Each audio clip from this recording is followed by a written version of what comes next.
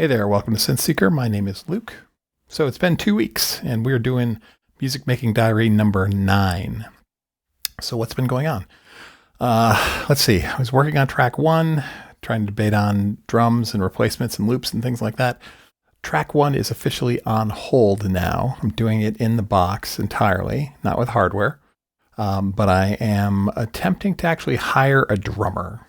I saw 2 concerts from online from a particular drummer fellow, nice guy.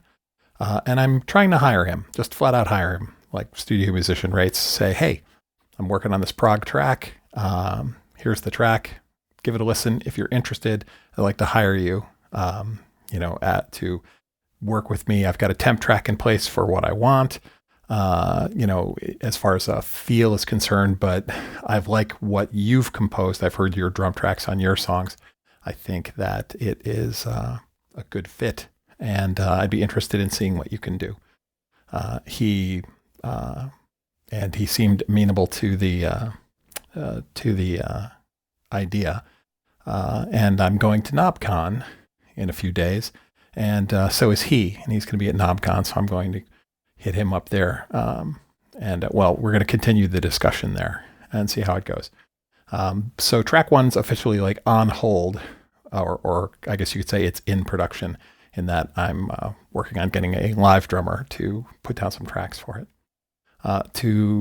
So carrying on, started working on a second track, and I went back and all I'm doing is exploring sounds for the most part, looking for something that inspires me.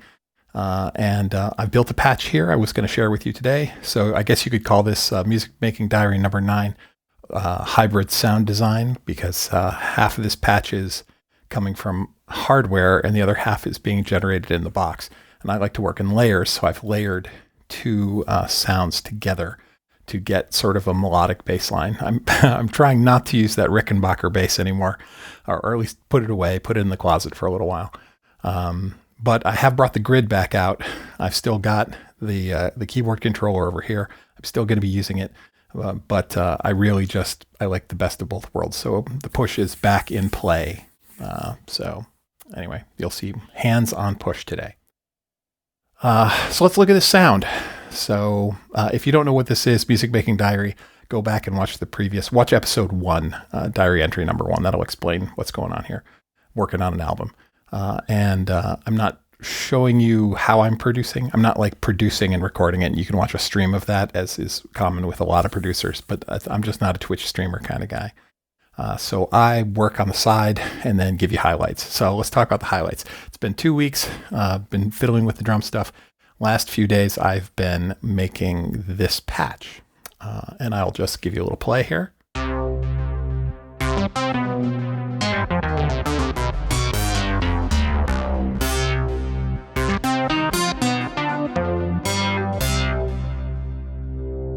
me turn that up just a little bit. All right, for me, in my ears.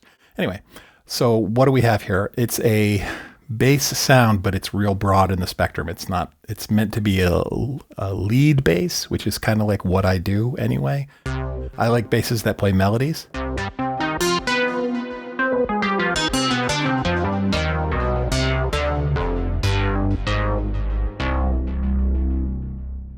It's a lot of delay, a lot of reverb, and I play rhythmically. And so the delay is timed so that when I'm playing, it's going to accentuate it. Very much like if you like the guitar parts from U2's The Edge, where he uses the delay and basically gets like this sort of strumming behavior, like a smear sound, but still can play lead on top of that, pluck out melodies and stuff. I like to do that here. So what's in this sound? This is a 2-layer sound. I'm working in Ableton here. I've got an instrument rack with two lanes in it, basically. Okay. And on the first lane is the software-based synth. Okay, and we'll solo this here. I'm using Reaktor to give us half of this bass sound. So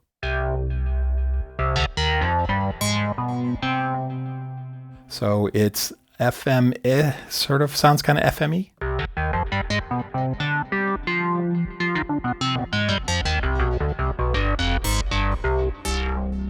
And if we slide over, you can actually see reactors here generating less sound, but I'm actually using Ableton's filter, built-in filter in MS-20 mode, and I'm using one of Ableton's MIDI envelopes to control that filter.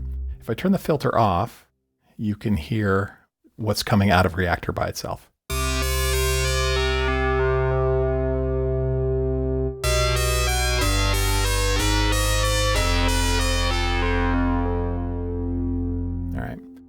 So that is a real sharp, incredibly rich harmonic sort of source.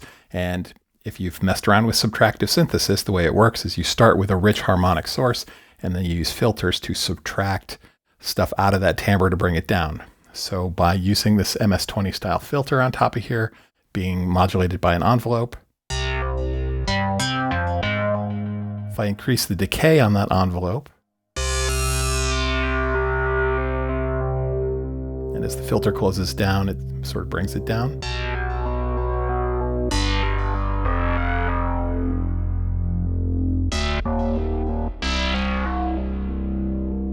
And I like to keep it relatively short. I like a little thwip there.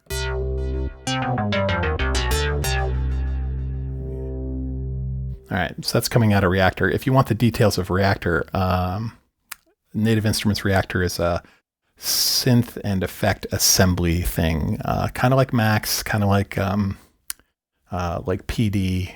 It's boxes, and you have inlets and outlets, and it connects. You can connect them and compose them. But Reaktor comes with a very large library of synths already made, and I'm using a synth in Reaktor called Razor. And Razor was made. This is an old synth, I think 10 years ago now. And when Razor came out, it was the dubstep-based synth. It's really, really good at that. And people kind of pigeonholed it and said, well, Razor's for if you want to be Skrillex, use Razor, right? Or if you want to be, who is this? Aerosmith was who they collaborated with to make it. But Razor's a lot more than that. I encourage you to look at it. It was a huge CPU hog at the time, but it's been 10 years. So now it's like pretty easy. It's a few percentage of my CPU here goes to Razor. But you can do a lot with Razor beyond just dubstep basses. You can do interesting pads. It is actually an additive synth. And I was complaining to a friend today or yesterday, or I think it was this morning. I've seen a lot of YouTube videos cross my feed in the last week or so that for some reason is promoting the same misinformation. There's been some people saying, describing a synth that they're talking about. And they're like, yeah, this synth is an additive synth. And then they go and explain what additive synthesis is versus subtractive synthesis. And they're wrong. I'm not going to pick on anyone or name names, but there are people who are saying, yes, subtractive synthesis is when you start with a rich timbre and you use filters to remove things from it to make your sound. That's true. And then they say an additive synthesis is when you take an oscillator and you use another oscillator to add harmonics to that, which is true on the surface, but a few of the people who've been talking have actually, when they describe it, they describe FM synthesis. They say, yeah, you'll modulate the first oscillator with the second oscillator, and then oscillate and modulate that with the third oscillator, and that's FM. That's not additive.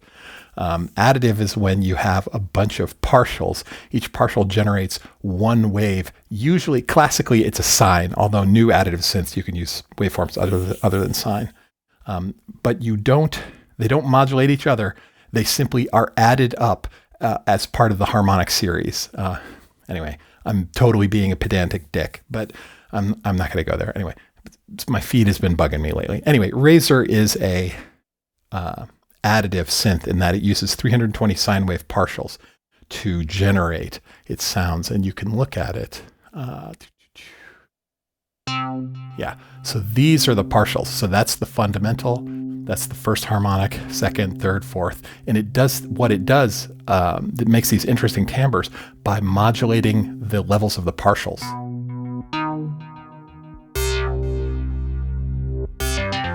So the concept of like a filter in Razor has nothing to do with the subtractive synthesis filter. It does not filter the stuff. It does not filter the audio frequencies out. It actually manipulates the partials to simulate that or do really other interesting things to it. So I think Razor is still for sale from Native Instruments, and you can get it as part of Reaktor when you buy Reaktor. But it's a great synth. You should play with it. Anyway, so that's that. So we've got this bass sound coming out of Razor. And I just threw it together. That was one I built. It's easy. It's relatively easy synth to use. You just have to read the manual, and that things like filters in Razor do not work the same way a filter does in a analog or a virtual analog synth. You have to RTFM. But so that's coming out of Razor. I wanted something sharp, right? And that's what that is. And then I've got some delay on and a little reverb and things like that. Okay. Now the second layer is a K2, a Behringer K2. It's an MS-20 clone.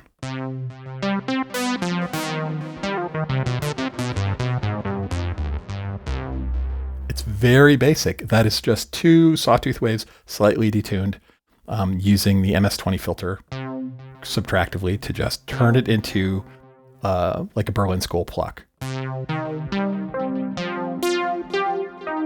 And again, I'm just taking the raw waveform out of the K2, and I'm using the same pattern. I've got an envelope from Ableton and an MS-20 filter, which is funny because the K2 is an MS-20 clone. So I'm sort of double filtering.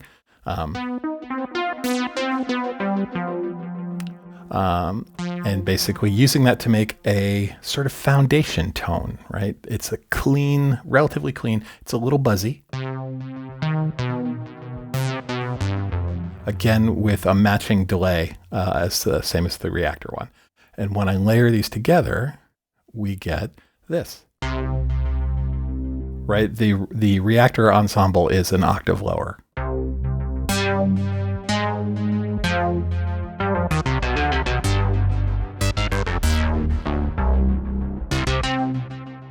And that lets me do a bass that I can also play melodies with.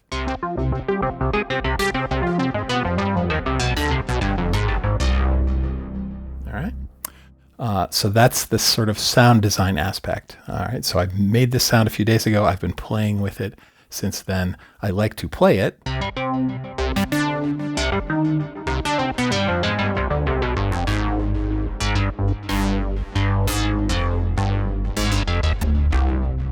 right, and I also like to attach it to an arpeggiator. Now I've got each layer has its own arpeggiator, and one is doing octaves, and one is doing one's doing 2-octave alternation, and the other is doing a 3-octave alternation. So one sounds like this when I turn the arps on.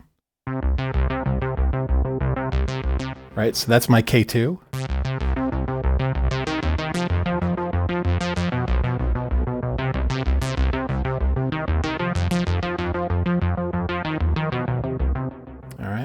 That's just a single octave span, so 2 notes, an octave apart. And then the Reaktor one's doing 3. 1, 2, 3.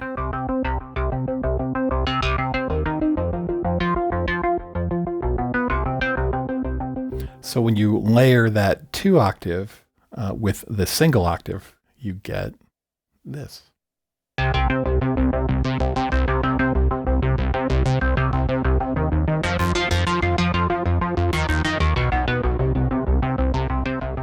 So it still works foundationally as a bass.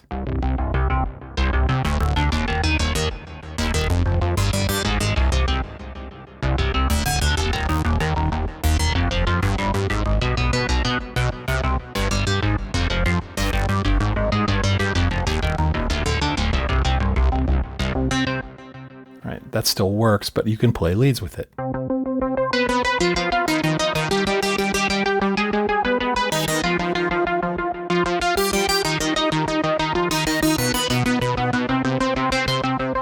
And because I'm using an arpeggiator, if I keep the distance, if I play a root and then play a shell chord, a part of a chord, an interval higher up, you get a really interesting arpeggiation that you can play melodies with. So if I play this low note And then an octave above it, I have this note, but I play it as an interval. All right, that's a fourth. This could be a third, major third, and then I could play a fourth and then a fifth. But I hold this bass note down, I get this.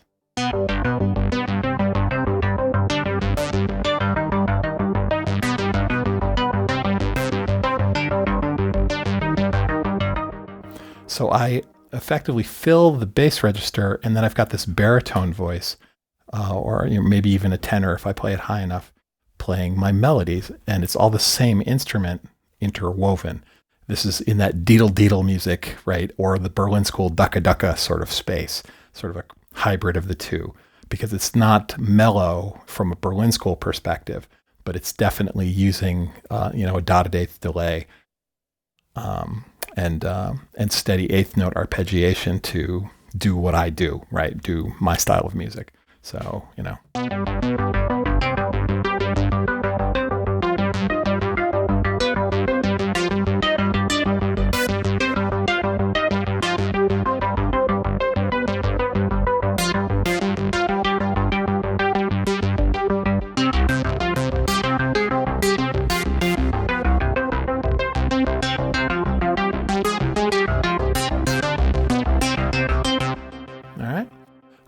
and so that's the approach. I've been doing that sound design over the last few days, sort of playing with that, tweaking it, trying to work some hardware in. So it's K2 doing a layer there, trying to be simple on the hardware side. So I'm using something that has no presets, doesn't do crazy modulation or anything like that. I'm not using, a wavetable synth out there. But then on the hybrid side, on the inside generated sound, I'm going crazy and using an esoteric thing like an additive synth like Razor, and just merging those two things together in a way that I find stimulating, like mentally, but I also like it sonically.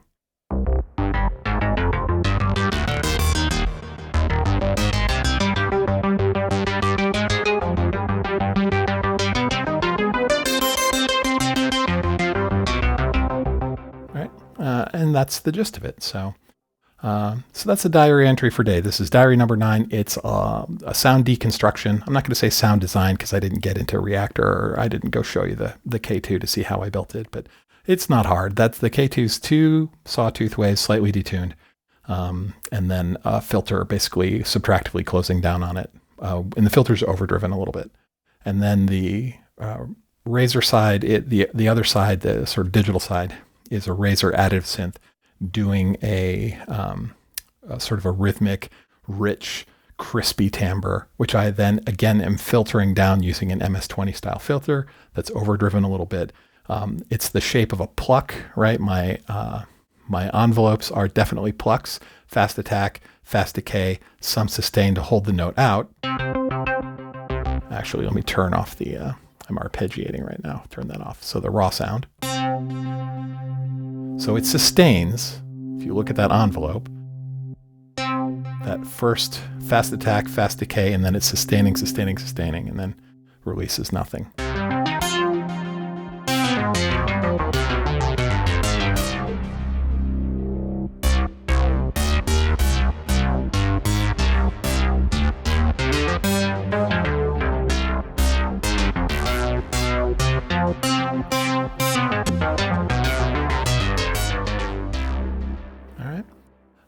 And then I apply an arpeggiator to that. Each layer has its own arpeggiator. One's doing a single octave, one's doing 2 octaves against each other. And that's how I do it. And so I'm going to fiddle around here just a little bit as we go out to show you this stuff. And I've got a basic rhythm loop playing in the background that it's totally a loop. I just yanked it out of the library. But you can hear what this sounds like in the context of a beat. All right, so let me play something here. Turn my ARP back on. All right, so here we go.